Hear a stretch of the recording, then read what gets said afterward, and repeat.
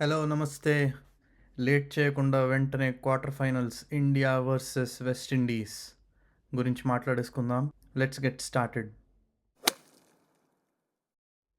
మనం ఇవాళ ఒక 4 పాయింట్స్ గురించి మాట్లాడుకుందాం.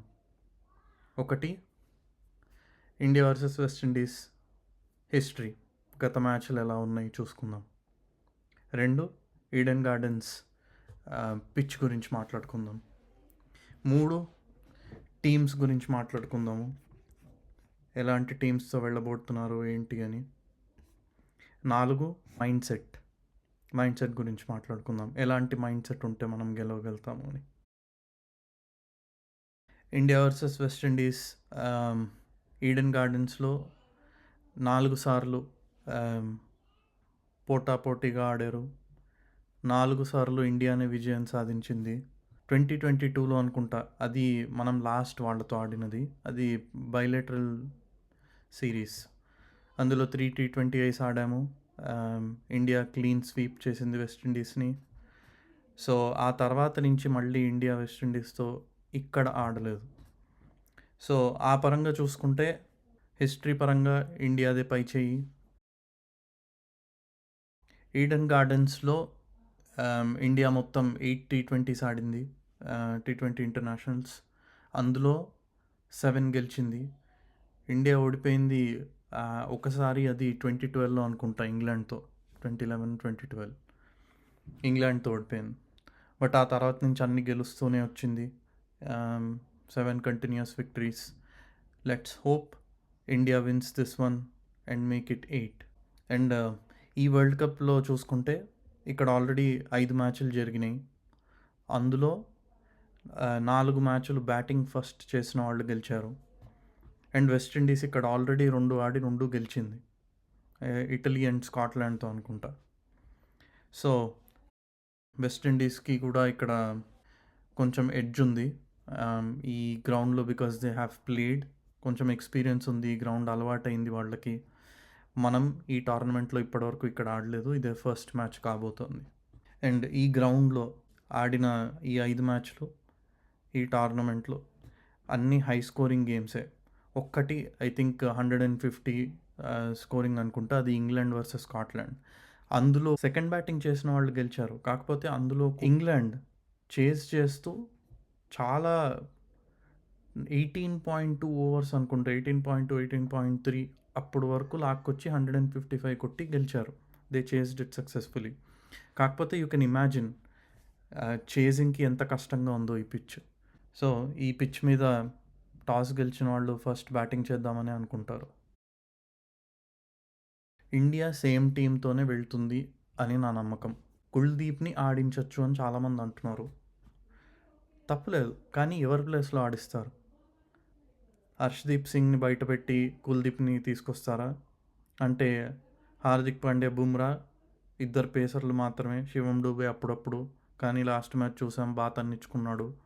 సో శివం డూబేకి ఇచ్చే ధైర్యం చేస్తారా మళ్ళీ అనేది క్వశ్చన్ మార్క్. సో అలా వెళ్తే హర్షదీప్ని బయట పెట్టడం చాలా పెద్ద రిస్క్. ఎందుకంటే సూపర్ 8స్లో చూసుకుంటే బ్రిలియంట్ బౌలింగ్ పర్ఫార్మెన్స్ అసలు హర్షదీప్ నుంచి. చాలా కట్టుదిట్టమైన బౌలింగ్ చేస్తున్నాడు, వికెట్స్ తీస్తున్నాడు మరీ ముఖ్యంగా. సో హర్షదీప్ని బయట పెట్టడం రిస్కీ, సో పెట్టరు. ఇప్పుడు ఇంకెవరిని బయట పెట్టే ఛాన్స్ ఉంటుంది? బుమ్రాన్ అసలు తీసే ధైర్యం కూడా చేయలేరు. మేబీ చేస్తే వరుణ్ చక్రవర్తిని బయట పెడతారు. కానీ వరుణ్ T20 ఇంటర్నేషనల్స్లో number 1 bowler and wicket taker. So ఇలాంటి బౌలర్ని తీసి బయట కూర్చోపెట్టే ధైర్య సాహసాలు మన టీమిండియా చెయ్యదు అని నేను అనుకుంటున్నాను. అండ్ ఇప్పుడు తీసి బయట పెడితే వరుణ్ కాన్ఫిడెన్స్కి ఆల్రెడీ గత 2 మ్యాచ్ల్లో కొంచెం దెబ్బతినింది, బాగా కొట్టారు. ఈ మ్యాచ్ బయట పెడితే ఆ కాన్ఫిడెన్స్కి ఇంకొంచెం డెంట్ పడే ఛాన్స్ ఉంటుంది. అందుకని ఆ రిస్క్ తీసుకోకూడదు. వరుణ్ని ఆడించాలి, ఆడి బాగా ఆడాలని మనం కోరుకుందాము. I think Varun will bounce back. అది నెంబర్ 1 T20 బౌలర్, ఊరికే అవ్వరు కదా. So I think he will have his own plans. అలాగే వెస్టిండీస్ కూడా ఐ థింక్ సేమ్ టీంతోనే వెళ్తుంది మోర్ ఆర్ లెస్. వాళ్ళందరూ మంచి ఫామ్లోనే ఉన్నారు. కట్టుదిట్టమైన బౌలింగ్ వేసి 3-4 వికెట్లు అర్లీగా తీయగలిగితే ఐ థింక్ మ్యాచ్ కంఫర్టబుల్గా మనం గెలిచేయచ్చు. ఇది చాలా అసలైంది. ఎలాంటి మైండ్ సెట్తో టీమిండియా బరిలోకి దిగాలి, ఎలాంటి మైండ్ సెట్తో దిగితే టీమిండియా గెలుస్తుంది?